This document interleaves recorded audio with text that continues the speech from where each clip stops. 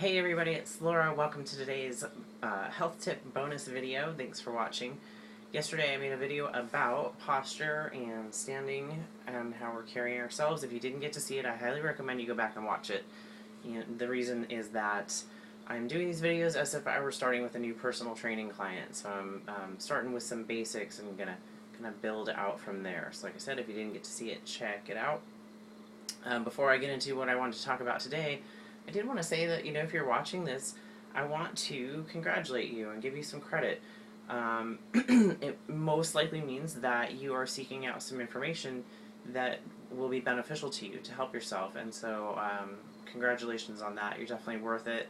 If you have kids, families, they're worth it too, to have you around and have you take good care of yourself. So, good job, keep it up, keep watching.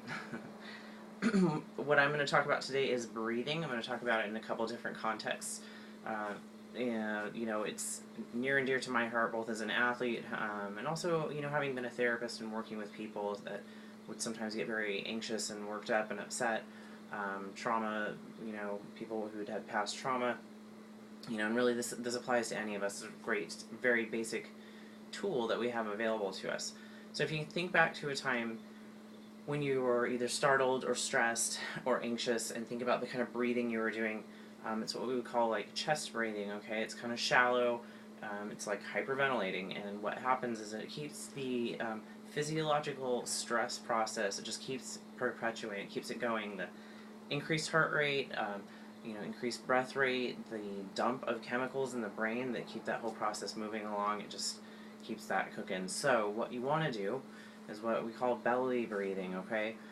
And what that means is, if you can try and visualize when you're taking your breath in, your stomach, and actually your stomach is going to go out, okay? So you're visualizing taking your breath into your stomach first, letting the diaphragm expand, the stomach come out, and the chest fills up second.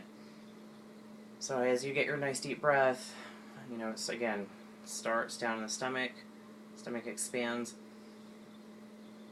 chest second, up into the chest, and a nice exhale.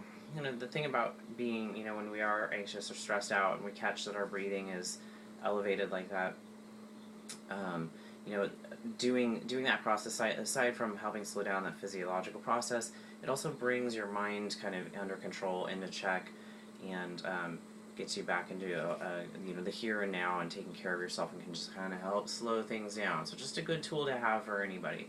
As it pertains to exercise, though, the general rule of thumb is that when you are doing a movement, okay, say I'm doing a bicep curl, I'm working the front of my arms, the work in there, and I'll talk more about this when I don't get too far into it today. The work in there is I'm shortening this muscle. This is the work. I'm not doing this to flex for you guys, I promise.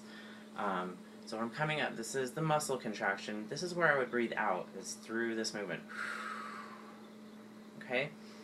And then the inhale is on the way down. Breath out on the hard part. That's a good way to think about it. Get your breath back when you're recovering. You can think about it that way also. It's surprising to me. Sometimes I have to spend several sessions with people just getting them used to this concept. It will help you be more efficient in your exercise, help you get your body get the oxygen that it needs at the point that it needs. You're exhaling, what you need to exhale at the right point in time, basically. So again, general rule of thumb is during the contraction, during the hard part, the push, whether if you're doing a push-up, this would be the hard part when you're pushing, okay? That's where you breathe out. Watch for, a lot of times people will hold their breath. It's kind of a natural instinct to hold our breath when we're doing something really hard, and that's not helping. Your body needs to keep that oxygen going and moving while you're exercising. Okay guys, that's what I got for today. Great basic skill and tool that we have at our disposal that we do all day long without realizing it, so if we're conscientious about it, it can really be of benefit, both just in your everyday life and certainly taking it into the gym or exercise wherever you're exercising. And also what I want to say is I will refer back to this information when we start talking about working the abs. They're a very intricate muscle group, and you can actually be a lot more efficient with your stomach exercises that you're doing by controlling what you're doing with your breathing. So we will come back to this topic probably more than once. I'm going to wish you a great day, and I'll see you in the next video. Thanks.